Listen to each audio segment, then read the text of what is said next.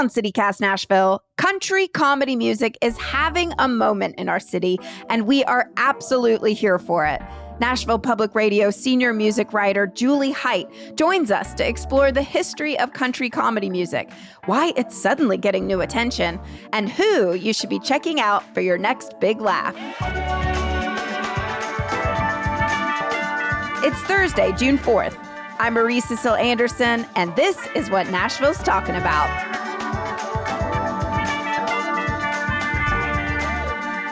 Julie Height, welcome back to CityCast Nashville. Thank you for having me back. I am so excited to talk about this subject. It is one near and dear to my heart. You recently reported a piece for WPLN about the growing overlap between country music and comedy. And as someone who spent 15 years in a country comedy duo called Reformed Whores, I was so excited to see somebody actually putting language to this. So for people who haven't read your article, what exactly is going on right now in this strange, beautiful, wonderful country comedy renaissance we're seeing here in Nashville?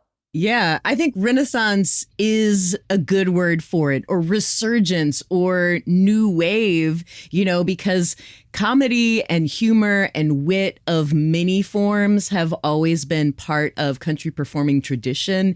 It's just something that has not been in the forefront for many years, something that I have personally missed, and it sounds like you have too. I mean, what we are seeing now is a resurgence in more kind of visible spaces, like in the mainstream and in kind of every imaginable lane of performers coming at this from a songwriting perspective or from the perspective of building a comedy following on social media, especially on TikTok, or baking it into their artistry and doing all kinds of things with comedic Southern storytelling and fleshing out these colorful over-the-top characters, or doing kind of autobiographical yarn spinning. It's taking so many different forms. Let's go back in history, because you also wrote this actually is not new. So what's the longer history of comedy and country music that people might be forgetting?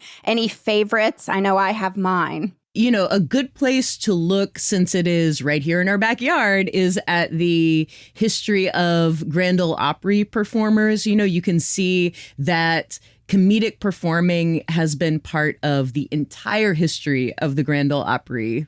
I mean, some of that early stuff is material that we would prefer to forget because it came from, blackface minstrelsy.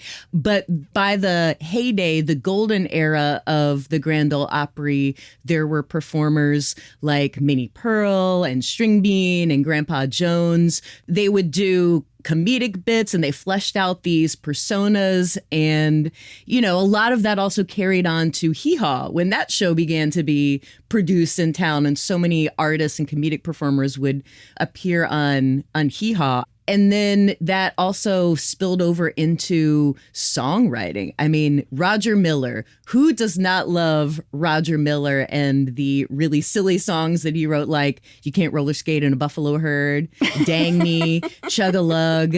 And I think we cannot forget artists like Dolly Parton and Loretta Lynn, who used satire and irony and all kinds of things like that, like exaggeration, to point to things that did not make sense and were frustrating about perceptions projected onto women in country life or limitations placed on them. I like to think about how comedy has functioned in the context of country music too, because it's often been a tool to say, hey, we're aware that the outside world, has certain perceptions of country people and country music and country culture, condescending perceptions that even carried on into this century with artists like Brad Paisley, writing all kinds of funny songs about checking someone for ticks as foreplay, for instance. That's just one example, And then I always loved the wit that was part of a lot of early Casey Musgraves songwriting Oh, yes. and Miranda Lambert. And then when mainstream country moved into first the bro country era and then into the post bro country era, where it's really shaped and influenced by artists like Morgan Wallen, kind of writing sullen songs about being wounded by women. You know, that has been kind of the tone and the mood, and it hasn't made room for much self-aware humor in a minute. Do you think then this type of humor is bleeding into what country authenticity looks like? Yeah. And I think that the humor goes really hand in hand with self-awareness. And a lot of the performers who are doing this in whole new ways that I'm really excited about, they have this great understanding of the presence of camp in country music too. You know, I think it's worth noting that a lot of the performers who are on the leading edge of this are either women or queer people or both, you know, and I don't think that's a coincidence because it is a skill, it is a survival strategy, it is a creative strategy to kind of point at the absurdity and to embrace the camp that has always been part of country music, but kind of ratchet it up and elevate it and do new things with it. There's this new queer country trio called the Cowgays, and they are really, really leaning into a 90s country aesthetic. And they're saying, hey, we love how campy 90s country was. We love how outsized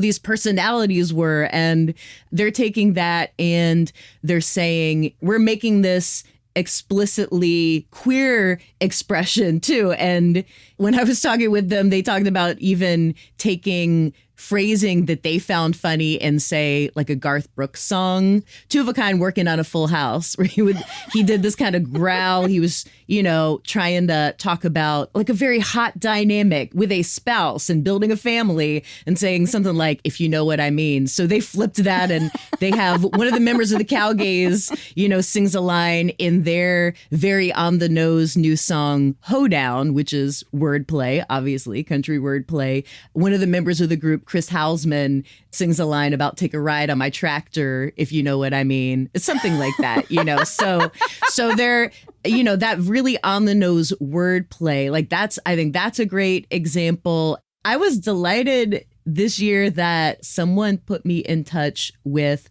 a comic named Pooja Reddy, who is so smart, so funny, so brilliant. And I mean, she's Indian American. She grew up in rural Kentucky, just across the state line from Nashville. And she collected all these experiences growing up there, hanging out with all these kids, getting into hunting and fishing, you know, visiting church youth group. But she was, you know, of a South Indian household that was Hindu. So she was living all of these realities at the same time. And she really got into country music and loved Gretchen Wilson. That was like her first kind of country idol.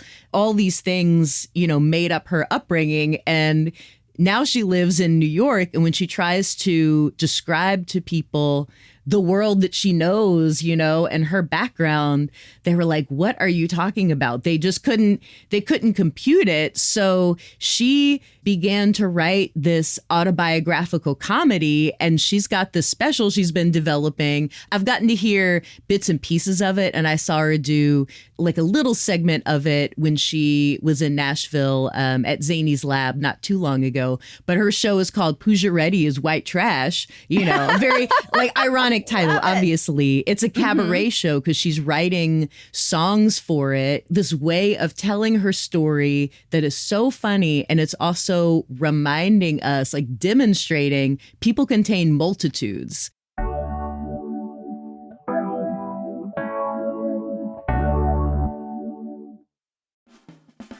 It is my absolute favorite time of year again. And if you've never been to Musicians Corner in Centennial Park, now is your time to go. Honestly, there is nothing else like it in Nashville. It's a totally free, multi-genre concert series that's been bringing people together for nearly 2 decades. It's super laid back and family friendly. Bring your dog, bring the kids, throw down a blanket, grab some food, and just hang out while listening to the most incredible live music from local artists and beyond. But here's the kicker, folks. You only have 2 more weekends to check out Musicians Corner, Friday nights and Saturday afternoons through June 13th, with live music, food trucks, artisan vendors, craft beer, wine, cocktails, and more. This week's headliners include the Nashville Symphony on Friday and John Paul White on Saturday. And the final weekend has S.G. Goodman and Grizz Folk, plus many other great musicians. It's produced by the nonprofit Centennial Park Conservancy and supported by CityCast Nashville. Visit musicianscorner.com for the full lineup.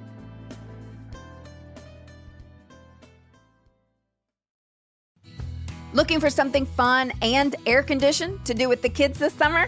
At the Country Music Hall of Fame and Museum, local youth 18 and under always get in free if you live in Davidson or any bordering county, including Williamson, Rutherford, Sumner, Wilson, Robertson, or Cheatham County. Plus, up to 2 accompanying adults can get 25% off admission too. And honestly, they have really loaded up the summer programming this year. Now through August 7th, every Monday through Friday from 10 a.m. to noon, they are hosting a musical instrument petting zoo where kids can try out fiddles, banjos, ukuleles, and more. There are also daily family activities in the Taylor Swift Education Center, plus scavenger hunts, coloring pages, sensory kits, and interactive exhibits throughout the museum. Perfect for curious kids and maybe a few grown-ups too. Learn more and plan your visit at countrymusichofoffame.org/local-kids. Summer family getaways are where memories are made. And Tupelo, Mississippi is the perfect place for family fun. Make the journey part of the adventure by driving the historic Natchez Trace Parkway. Or for those families in a hurry to get the fun started, Contour Airlines offers daily flights from Nashville to Tupelo. Once you arrive, the outdoors are calling. Spend the day fishing, kayaking, or hiking at Tom Bigby State Park. Or meet more than 260 animals at the Tupelo Buffalo Park and Zoo, where every turn brings a new wild encounter. And when it's time to refuel, Tupelo has over 200 restaurants and 3 shopping districts. So go ahead, visit tupelo.net to plan your epic family getaway and imagine what you can do here.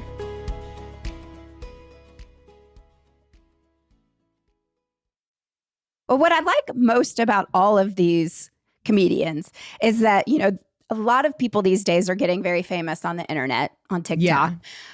These people have the goods to back it up. Because I've gone to see a show at Zany's with a person with millions of followers on TikTok who's very funny on TikTok, but then it doesn't translate to stage. But these people are truly talented musicians. And that's why I think the comedy is so good too, because I've seen so much musical comedy and it does have a bad rap because some of it is just bad music. Therefore, the comedy gets lost. Yeah. It has to be good music. Yes, good that is an essential. That is an essential point. I mean, it cannot land. It cannot resonate. It cannot be funny if you're not coming at it with a true grasp of the forms that you're working with and, really deep musical knowledge. When Pooja Reddy was in Nashville recently, I connected her with Freddie Angelico to do some, working on arrangements and building out those musical references and jokes and, just giving the songs that treatment so they're going to be that much funnier. They're going to land and feel real. And, just last night, I got to see a new, really funny country musical that it was the kind of preview of it that the artist Sunny Sweeney wrote all of these songs for. It's called Stardust Riders. And it's about aliens coming to Nashville to make it in country music. It's set in the 50s, and all of the songs are even kind of period accurate, I mean, like the rockabilly feel and the kind of arid cowboy ballad feel. And I mean, the instrumentation, it's not an electric bass, it's an upright bass. And so much wordplay because there are all the country tropes to play with, and also all kinds of weird alien and outer space references to be able to pull in. And I love to see that. And I mean, Sunny Sweeney got up on the stage before the production started last night and said, hey, I've been working in music and writing songs and touring for the last 20 years. And I really, really wanted to get back into theater, musical theater. And she also has a background in comedy. So it is such a delight to see how she's bringing those things together. It really, really works. And the tours that like Danae Hayes does a lot of theaters, on tour these days. And I mean, Shane Mack is bringing his show out there.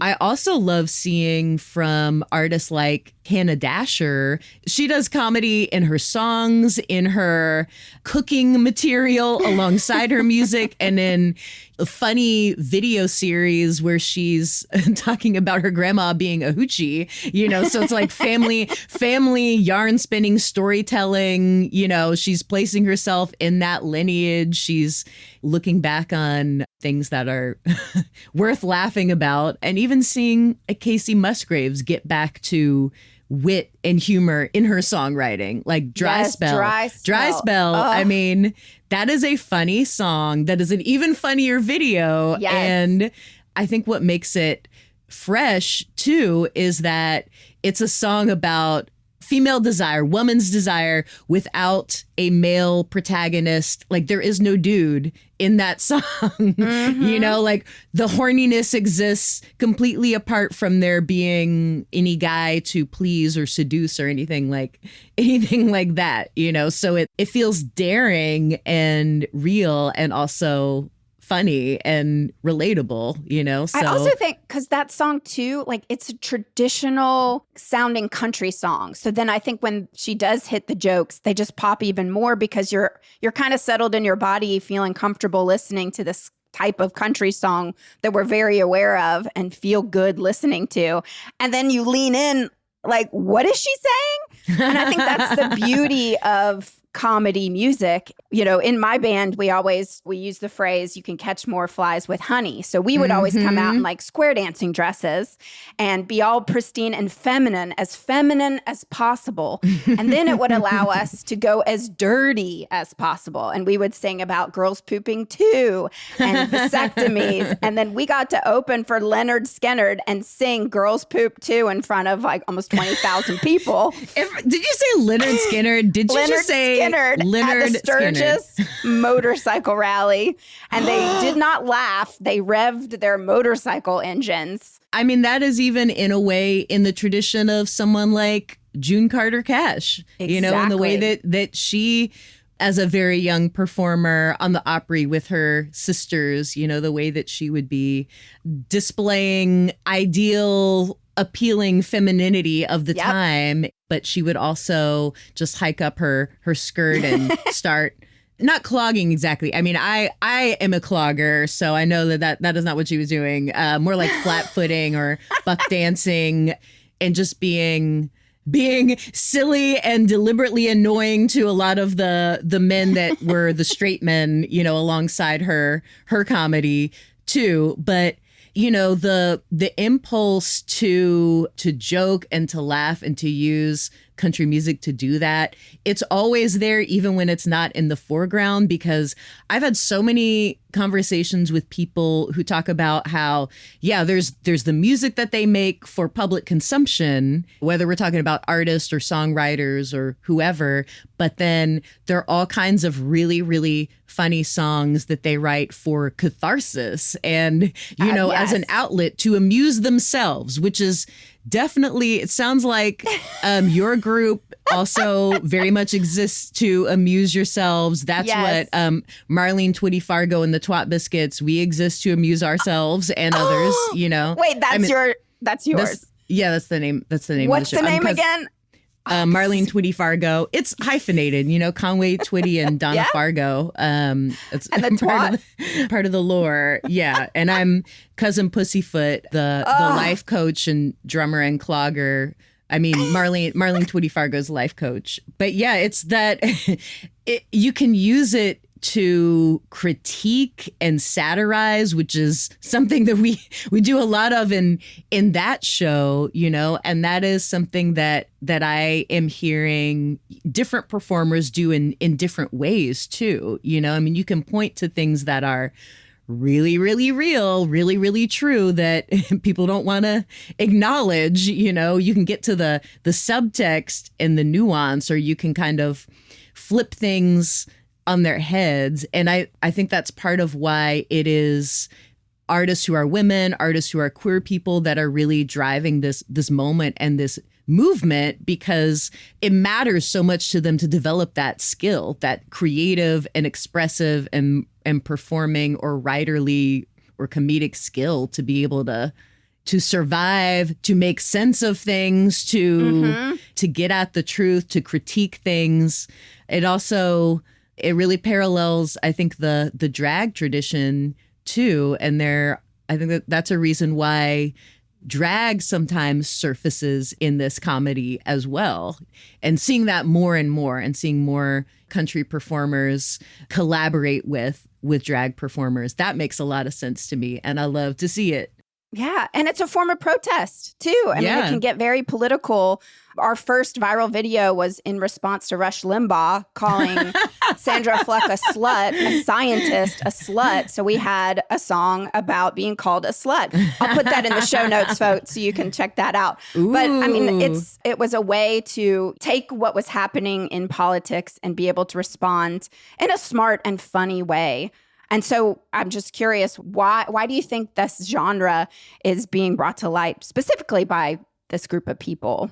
Because they're the ones that have developed those skills, developed the insight that's necessary, the perspective that's necessary, you know, and have done work from a position of marginalization in some way, you know, or confronting boundaries in some way. And that is an ideal position to do comedic work from, but to do the work of observation, of holding a mirror up, of, you know, pointing out what is absurd or pointing out other possibilities, you know, turning things on their heads. If that is your starting point and that is the life experience and insight you're bringing to it, those are really phenomenal tools to be able to use to do this. And as much as there are so many ways to be able to experience this, it's not going to be reflected so much in the official programming of CMA Fest. You know, I mean, when I looked at the schedule, Shane McAnally is doing a songwriter talk, but I mean, whether it's at the Opry, at Zanies, online. I mean, seeing Stardust Riders last night, seeing the Cowgays open for the drag queen Alyssa Edwards last week, you know, and they have very on the nose choreography that they do, and the ways that they use their matching attire and just ratchet up the camp and make it very knowing and very fun. They only have 2 songs out, so as they release more songs, we'll get to see more of that from them and see how they'll flesh out their show. Well, I just feel so special then to be living in Nashville at this moment. And I would encourage folks, if you see somebody online and then they have a live show, go to the live show. Please keep supporting live performers. Yeah. Go see their shows. Yeah, go check it out. That's where you really get to experience it. And I wonder, it's going to be interesting to see, with all of these performers, all of this work kind of happening in multiple spaces and kind of more around the fringes, or, you know, coming from a little bit more of an independent or outsider perspective. I'm going to be interested to see how it influences things across the board, how it kind of trickles into more and more songwriting from more and more artists. You know, I mean, there are a lot of witty women working right now. They're not necessarily getting the big spotlight, but Carter Faith, she has some really, really witty songs. There are a number of other artists that are women songwriters that they're embracing the wit. I want to see it really permeate things in country and roots music. I mean, you know, Americana could use more of a sense of humor too. Americana kind of takes itself a bit seriously. I think we all could just have a good laugh these days. So I really, again, thank you for writing this article. Thank you for coming on here and telling us about how lucky we are in Nashville to have these folks. And then again, let's just go out and support them at their live shows.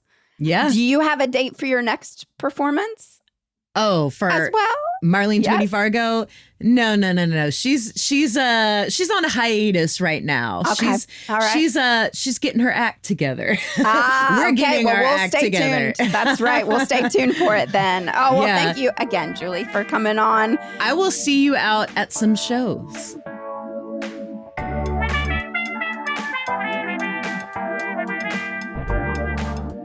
That's all for today here on CityCast Nashville. And don't forget, you can support this show and get great perks by becoming a CityCast Nashville neighbor at membership.citycast.fm. If you enjoyed the show, why not tell your friends, rate the show, leave us a review, and subscribe to our CityCast Nashville newsletter. We'll be back tomorrow morning with more news from around the city. Toodles!